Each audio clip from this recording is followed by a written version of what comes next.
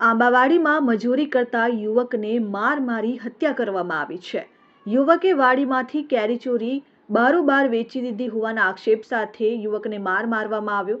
બારડોલી તાલુકાના અકોટી ગામે ગત 20 તારીખે આ ઘટના બનવા પામી હતી। વાડી રાખનાર ઈશમ અને તેના સાગરીતોએ મળીને ઈશમને માર માર્યો।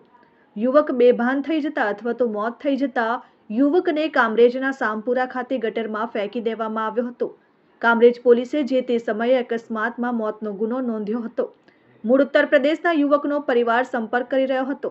વાડી ભાડે રાખનાર સાથે વાતચીત થતા 50,000 ગામથી લઈ આવવાનું જણાવ્યું હતું, નહીં તો યુવકને મારી નાખવાની ધમકી આપી હતી। પરિવાર યુપીથી આવી સમગ્ર હકીકત જણાવતા હત્યા થઈ હોવાનું બહાર આવ્યું છે। બારડોલી ગ્રામ્ય પોલીસે હત્યાનો ગુનો નોંધી વાડી ભાડે રાખનાર અશફાક સહિત 5 લોકોની ધરપકડ કરી છે। Bureau report, RN news, Bardoli.